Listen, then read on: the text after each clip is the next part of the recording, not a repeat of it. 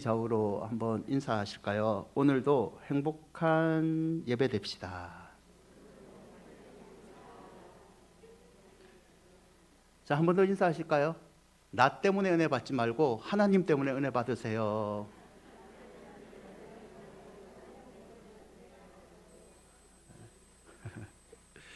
여러분, 나이가 들면 누구에게나 찾아오는 증상이 있습니다. 늘 가지고 다니는 열쇠나 지갑을 하루에 몇 번씩 찾습니다. 핸드폰을 손에 들고 있는데요, 핸드폰 어디에 뒀냐고, 왜 내 핸드폰 숨기냐고 이렇게 말하는 경우가 있습니다. 쇼핑을 하다가 가스불은 꺼져 있는지, 문단속은 잘 했는지, 약봉투가 도대체 어디에 있는지 이런 증상이 있죠.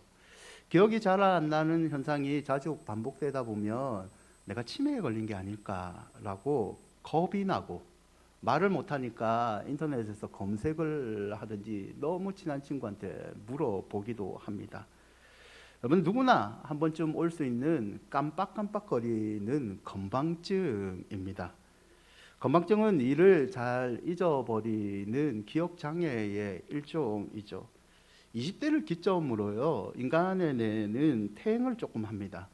나이가 먹을 때마다 뇌세포가 함께 위축이 되기 때문에 건망증은 어떻게 보면 자연스러운 인간의 현상이죠. 하지만 정서적, 심리적, 신체적인 이유, 특별히 우울증이나 불안증과를 강하게, 스트레스를 강하게 받으면 이 건망증 증상이 많이 생깁니다. 혹시 여러분이 저한테 뭘 얘기하셨는데 제가 뭘 까먹었다, 그러면 우리 목사님이 요즘 스트레스를 많이 받구나, 이렇게 생각하시면 됩니다. 여러분, 누구나 건망증을 걸리죠. 신앙도 마찬가지인 것 같아요. 신앙에서도 건망증이 있습니다. 문제를 겪으면 하나님을 찾죠. 간절히 기도합니다. 하나님께서 은혜로 응답을 해 주시죠.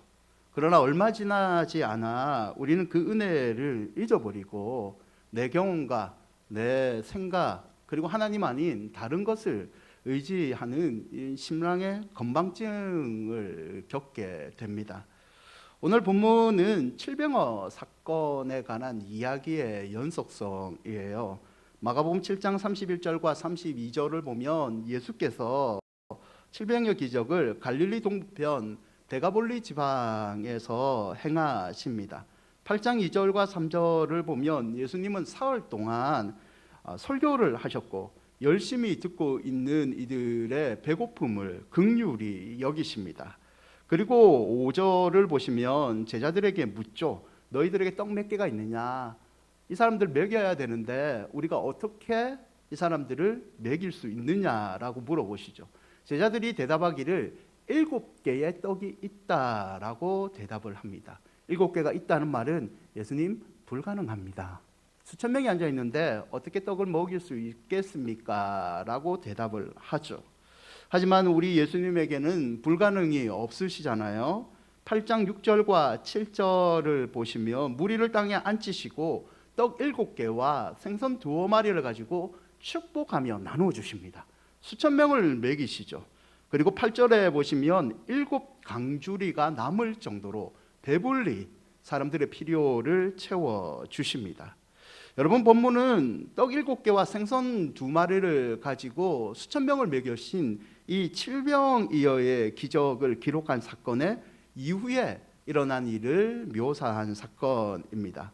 본문의 초점은요, 기적을 일으키는 예수님, 이거보다는 우리에게 또 다른 것을 가르쳐 주는데요, 그것은 제자들이 보여주는 신앙의 건방증에 관해서 교훈해 주고 있습니다. 다시 본문을 살펴보시면 늘 그랬듯이 많은 사람들이 예수님을 따라다닙니다. 먹을 것이 떨어지자 예수님은 제자들을 불러놓고 마가복음 8장 2절과 3절을 다시 보시면 이렇게 얘기하시죠. 무리를 불쌍히 여겨노라. 그들이 나와 함께 있은 지 이미 사흘이 지났으며 먹을 것이 없도다. 만일 내가 그들을 굶겨 집으로 보내면 길에서 기진하리라. 그 중에서 멀리서 온 사람들이 있느니라.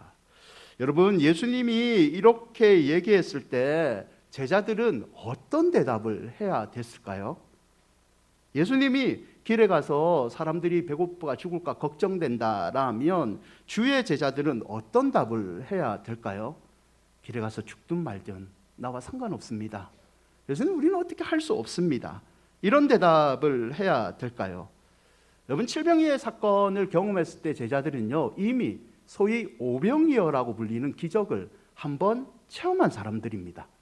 예수님이 수천 명을, 오병이어, 조그만 음식을 가지고 수천 명을 먹이는 기적을 이미 경험한 제자들입니다.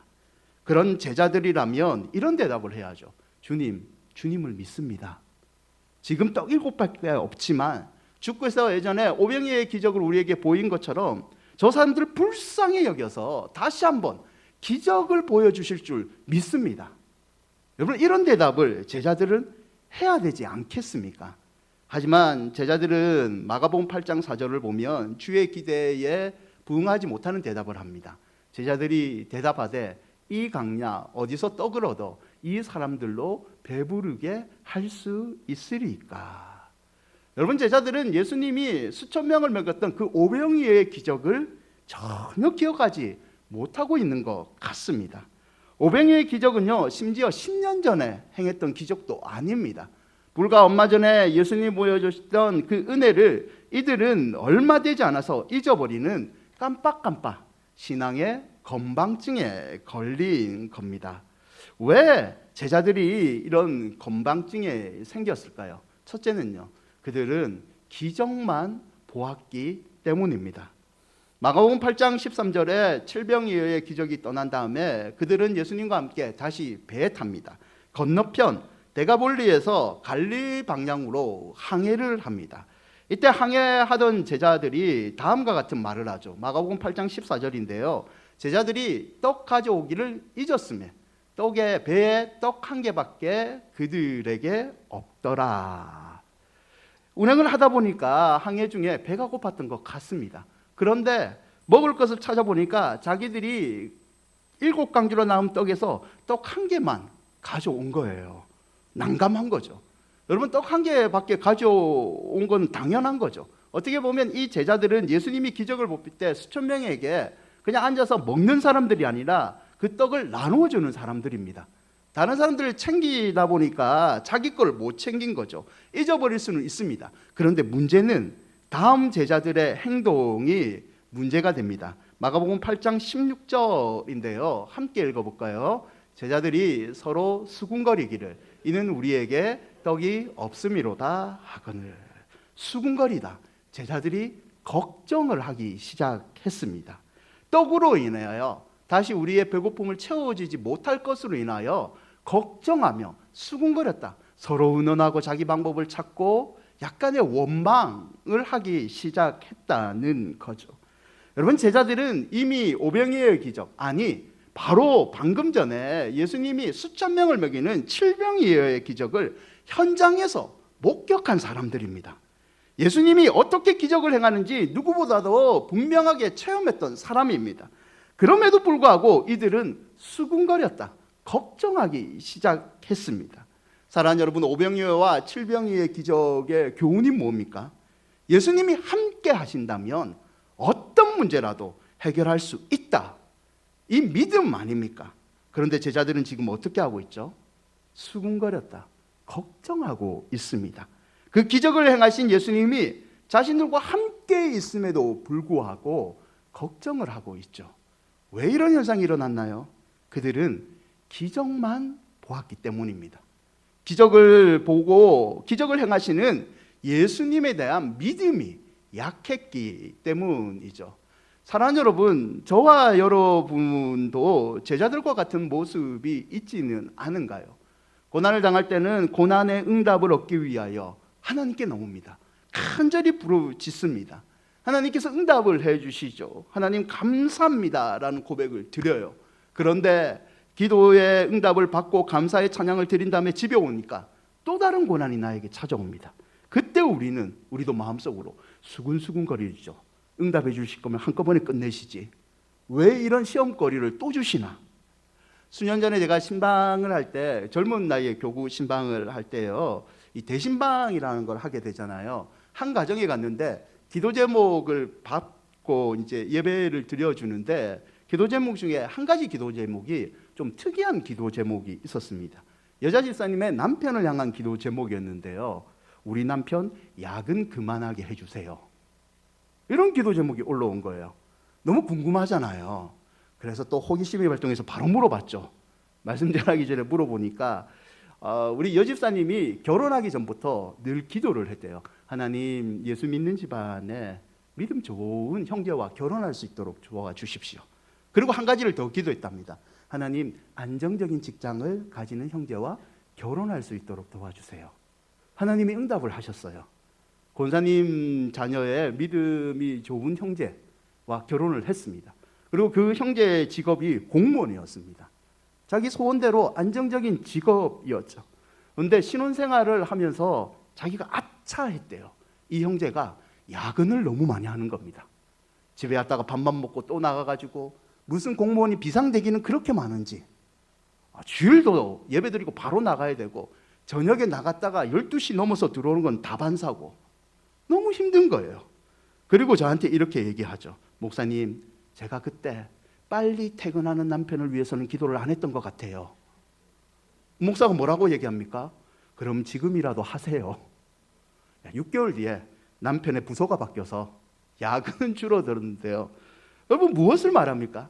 응답을 받았지만 우리는 그 응답에 감사하기보다는 그것을 응답해 주시는 예수님을 바라보기보다는 또 다른 걱정 근심거리에 빠진다는 연약한 우리의 모습 아닙니까? 마가복음 8장 17절에 예수께서 아시고 이르시되 너희가 어찌 떡이 없으므로 수군거리느냐, 아직도 알지 못하며 깨닫지 못하느냐, 너희 마음이 둔하냐. 무슨 말입니까? 기억 못하는 그들을 질책하는 말입니까? 더 근원적으로는 이런 말이죠. 너희가 아직도 그 기적을 행하는 예수, 나를 믿지 못하느냐? 왜 그것을 못 깨닫느냐? 기적이 중요한 것이 아니라 너희 믿음이 둔해서 이런 일이 일어났다는 거죠. 사랑하는 여러분, 오늘 기적만 바라고 기적을 행하시는 예수님을 바라보지 못한 이 제자들의 모습이 저와 여러분의 모습은 아닙니까? 우리는 하나님을 믿을 때에 하나님 자체만으로 믿습니까? 아니면 응답을 주시는 그 하나님만 믿으십니까? 두 번째는요, 바리새인과 헤롯의 누룩을 조심하지 않았기 때문에 신앙의 건방증이 제자들에게 생겼습니다. 마가복음 8장 15절에 예수께서 경고하여 이르시되 삼가 바리새인들의 누룩과 헤롯의 누룩을 주의하라 하시니 말씀하죠. 신뢰하지 못하는 제자들에게 예수님은 바리새인과 헤롯의 누룩을 주의하라라고 경고를 하십니다. 이 경고는 그들 마음 가운데 이미 바리새인과 헤롯이 하고 있는 행동이 자리 잡고 있음을 보시고 예수님께서 교훈을 하신 거죠.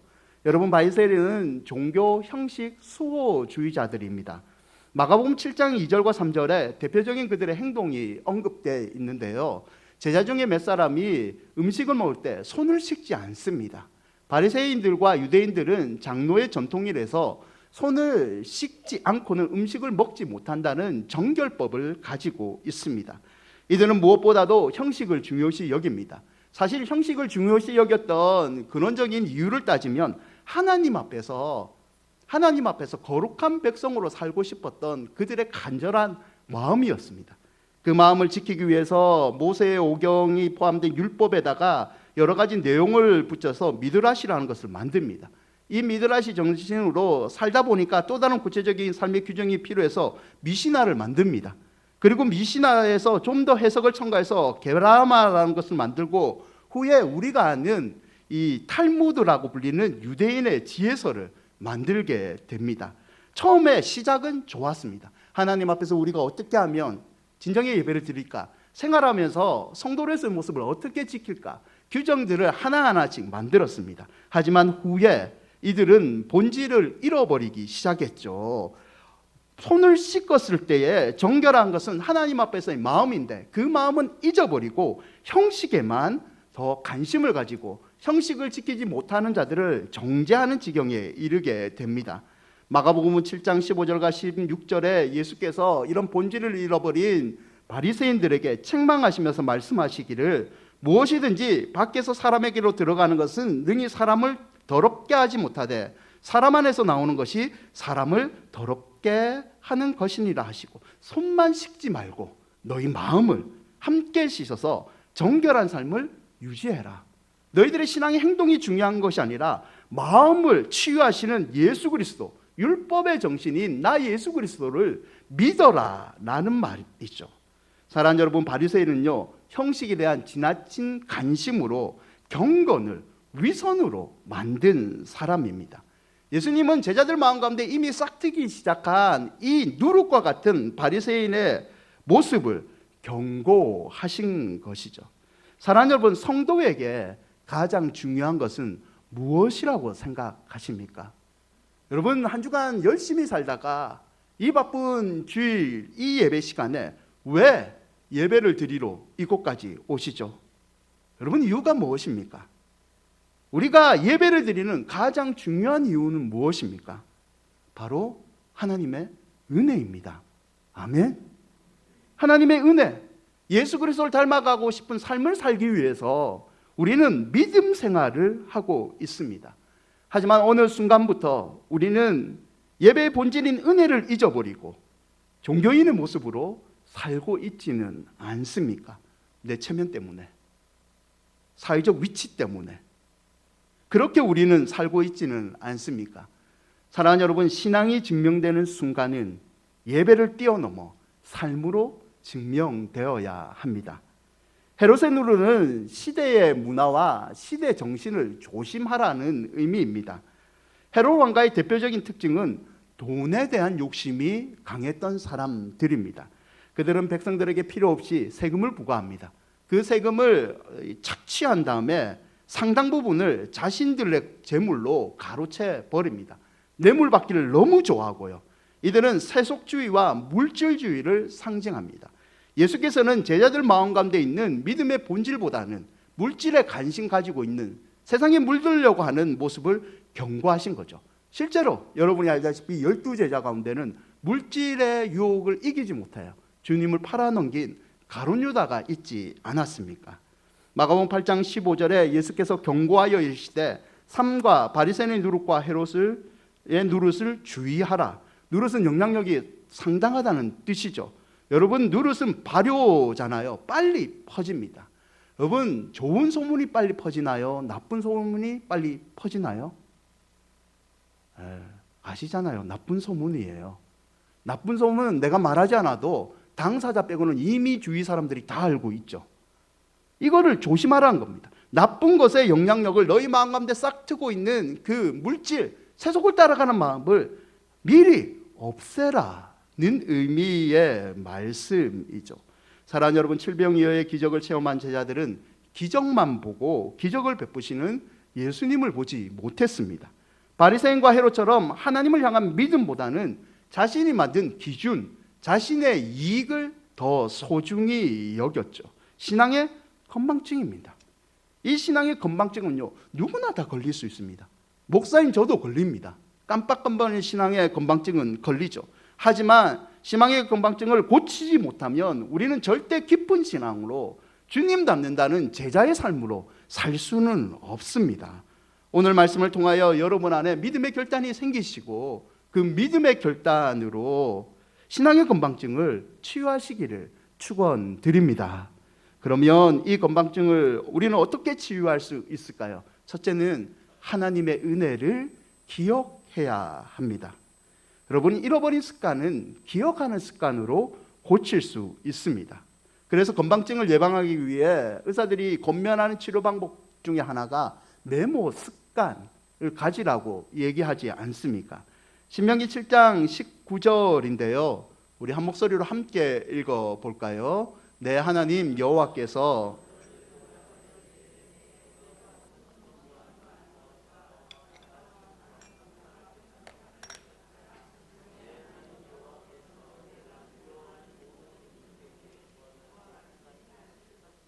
기억하라.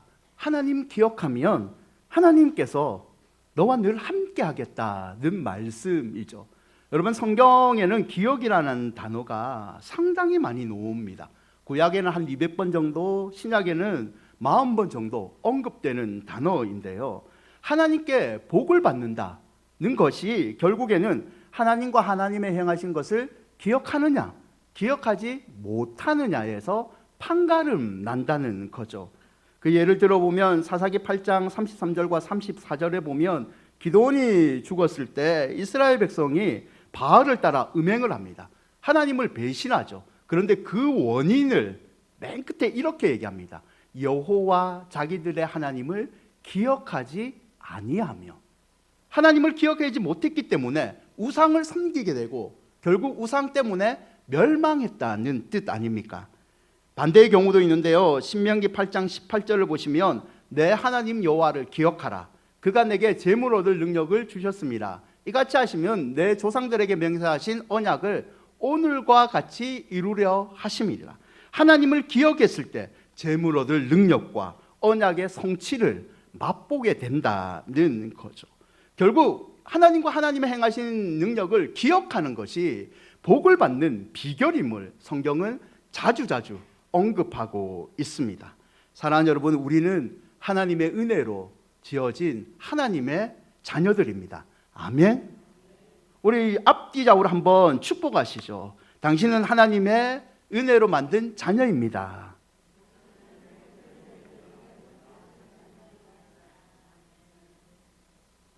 한 번 더 축복하실 때는 이렇게 해보시죠. 저도 좋아하고 여러분이 좋아할 말. 하나님이 재물 얻을 능력을 주셨습니다. 아멘. 하나님이 재물 얻을 능력을, 언약의 성취를 여러분에게 주셨습니다. 아멘. 그러나 우리는 잊지 말아야 되죠. 재물 얻을 능력은 하나님이 주십니다. 우리는 이 진리를 기억해야 됩니다. 우리가 직장에 다니는 것, 사업에 하는 것, 수고할 수 있는 능력이 있는 것, 감당할 수 있는 건강은 모든 것이 하나님의 은혜로 주신 겁니다. 아멘. 하나님이 주시지 않는다면 우리는 아무것도 얻을 수 없는 존재이고, 하나님 도움 없이 생기는 그런 행운이라 말한 것은 우리에게 결국에는 독이 될 수 있습니다. 사랑하는 여러분, 능력 주시는 것이 전적인 하나님의 큰 은혜요, 사랑이라는 것을 잊지 말고 기억하십시오. 이거 하나만 기억하고 있어도 우리의 신앙은 하나님 앞에 복을 얻을 믿음의 대로를 걷게 될 줄 믿습니다. 아굴의 기도인데요, 잠언 30장 7절과 9절, 이 아굴의 간절한 기도를 우리 함께 고백하시죠. 내가 두 가지 일을 주께 구했사오니 내가 죽기 전에 내게 거절하지 마시옵소서. 곧 헛된 것과 거짓말을 내게서 멀리 하옵시며 나를 가난하게도 마옵시고 부하게도 마옵시고 오직 필요한 양식으로 나를 먹이시옵소서. 혹 내가 배불러서 하나님을 모른다, 여호와가 누구냐 할까 하오며, 혹 내가 가난하여 도둑질하고 내 하나님의 이름을 욕되가 할까 두려움이니이다. 아멘. 아굴의 기도가 여러분의 기도가 되기를 바랍니다. 저는 고등학교 1학년 때 여름 연합 집회에 가서 한 선교사님이 아굴의 기도를 설교하신 것에 도전을 받았어요. 그리고 그 선교사님이 이렇게 얘기하더라고요. 평생 이 아굴의 기도를 자주자주 해야지 하나님께서 축복하신다. 저는 목회의 길을 가기 때문에 이 기도를 진짜 간절하게 했습니다. 하나님, 내가 목사의 길을 가지만 나에게 너무 가난함을 주지 마십시오. 가난함 줘서 이 목사의 길에 하나님 원망할까 나 두렵습니다. 하나님, 너무 많은 부도 주지 마십시오. 타락할까 두렵습니다. 그렇게 저는 간절히 기도했습니다. 사랑하는 여러분, 하나님을 잊지 마십시오. 하나님을 모른다, 여호와가 누구냐 할까, 그렇게 말하고 얻는 성공은요, 우리 인생에 큰 도움이 되지 않습니다. 하나님을 잊지 않는다면, 하나님이 베푸신 은혜를 기억한다면 하나님이 여러분 자녀들, 손주들의 삶도 책임져 주실 줄 믿습니다.